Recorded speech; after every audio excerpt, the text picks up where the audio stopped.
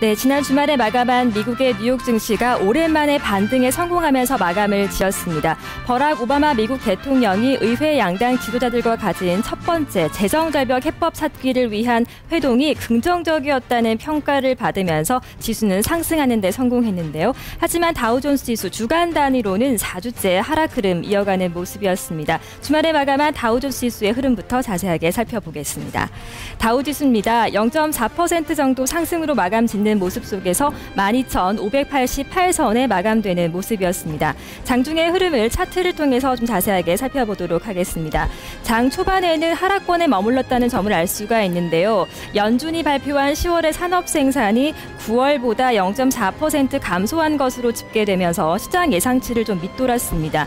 이런 분위기 속에 처음에는 좀 탄력 싣지 못한 모습이었는데요. 백악관 회동이 다소 성공적이었다는 평가 속에서 상승 반전에 성공한 증시가 결국 0.37% 상승으로 마감 짓는 모습을 기록했습니다. 다우지수 구성하고 있는 업종별 등락 흐름은 어땠을까요? 자세하게 살펴보겠습니다. 업종별 등락입니다. 상승한 업종이 더 많습니다. 필수 소비 섹터 0.65% 올랐고요. 금융주도 0.68% 긍정적인 흐름을 기록했습니다. 에너지주가 0.58% 올랐고요. 반면에 통신주와 기초산업 섹터는 소폭 하락으로 마감을 짓는 모습이 기록됐습니다. 종목별 흐름 보신다면 프레이패커드와 월마트 등이 좀 큰 폭으로 하락한 것으로 집계됐고요. 반면에 알코아는 1.6% 가장 크게 오른 종목으로 이름을 올리고 있습니다. 다우존스 지수 구성하고 있는 특징 종목의 흐름 살펴보도록 하겠습니다. 김민지 앵커가 전해드립니다. 네, 다우존스 구성하는 30개 종목 가운데 하락률이 가장 컸던 종목 바로 이 휴렛패커드였습니다. 기술주 전반적으로 약한 흐름이 이날 포착이 됐는데요. 실적에 대한 우려감이 반영됐습니다. 바로 20일에 휴렛패커드와 같은 경우는 실적 발표를 앞두고 있는데요. 다른 IT주들과 마찬가지로 글로벌 경기 둔화 우려를 피하지 못할 것이란 불안감이 이날 주가에도 반영이 됐습니다. 이날 1.76% 하락으로 거래 마감했습니다. 나스닥 지수 흐름 이어서 확인해 보겠습니다. 김보석 캐스터.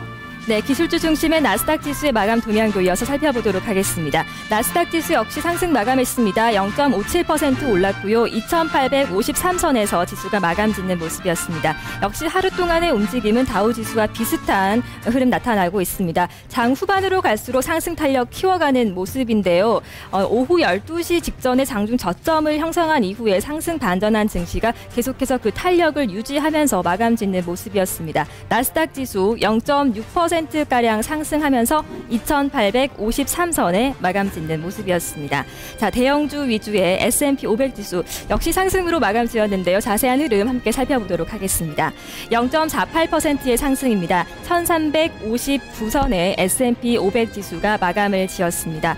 역시 장중에 상승 반전으로 돌아선 지수가 장중 고점 부근에서 마감을 짓는 모습을 확인하실 수가 있습니다. 자, S&P 500 지수까지 해서 미국의 3대 지수가 일제히 좀 상승으로 오랜만에 마감 지었다는 모습 확인해 봤는데요. 반면에 유럽 증시는 좀 어땠는지 하나씩 살펴보도록 하겠습니다. 하지만 유럽장 같은 경우는 이러한 호재가 반영되지 못한 채 일제히 1%대 좀 큰 낙폭으로 마감을 짓는 모습이었습니다. 유럽 지역의 부채 위기 그리고 미국의 재정 절벽과 관련해서는 지도부 간 회동에서 별다른 진전이 없을 것이라는 이러한 분석 속에서 증시가 하락을 면치 못하는 모습이었는데요. 중동 지역에 고조가 되고 있는 긴장감 또한 증시에는 악재로 작용하는 모습이었습니다. 먼저 독일의 닥스 지수 흐름부터 살펴보겠습니다.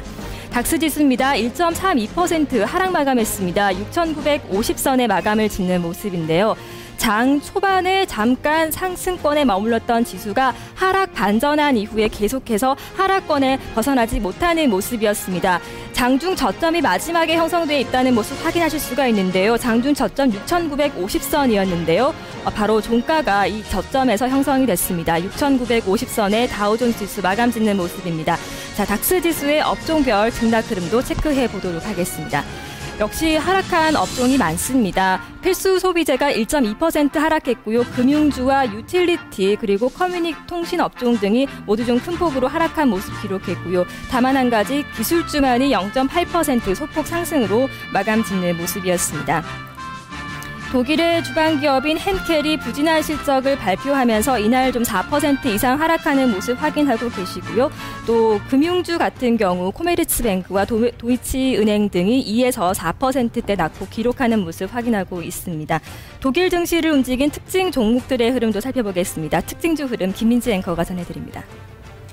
독일 증시 내에서 주방 제품 업체인 henkel이 이날 큰 폭의 하락세를 보이면서 거래 마감을 했습니다. 1년 만에 최저치까지 떨어졌는데요. 이 매출액이 직전 분기 매출액이 부진했고 2016년 매출 전망치를 200억 유로로 잡았는데요. 이 점이 시장을 실망시켰습니다. 4년 후의 실적도 실망스러울 것이란 우려감이 반영이 됐고요. 이날 henkel은 3% 넘게 하락하면서 거래를 마감했습니다. 나머지 유럽 증시 흐름도 짚어주시죠. 김보석 캐스터. 네, 독일에 이어서 이번에는 영국 증시 마감 동향으로 한번 이동을 해보겠습니다. 영국의 푸치백 지수 역시 하락 마감입니다. 1.27%의 하락인데요. 지수는요 5,605선에서 마감을 짓는 모습입니다. 1% 이상의 하락폭인데요. 유럽 증시가 전반적으로 비슷한 흐름 나타나고 있습니다. 장 초반 잠시 상승권에 머물렀던 증시가 하락으로 방향을 전환한 이후에 계속해서 좀 하락권에 머물렀고요.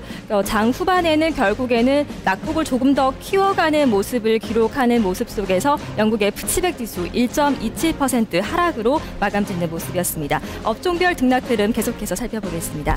푸치백 지수 전 업종 하락했습니다. 좀 가장 크게 하락한 업종을 본다면 에너지주입니다. 1.8%의 낙폭이고요. 기초 소재 섹터 역시 1.6%, 유틸리티 1.1% 정도의 하락을 기록했습니다. 나머지 종목들도 0.4에서 1% 내외의 하락폭을 기록하면서 영국의 푸치백 지수가 마감 짓는 모습 확인하고 있습니다.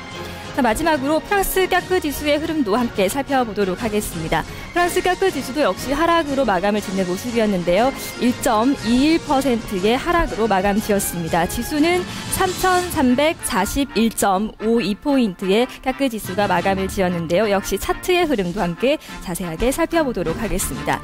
차트 흐름입니다. 역시 장 초반 잠시 상승권에 머물렀던 모습 확인할 수 있고요. 하락 반전한 이후에 상승 반전 다시 한번 시도하지 못하는 모습이었습니다. 장중 저점에서 하락 마감 짓고 있는 모습 확인하고 있는데요. 3,341선이 저점이었는데 바로 그 점을 장중 종가로 형성하는 모습을 기록하고 있습니다.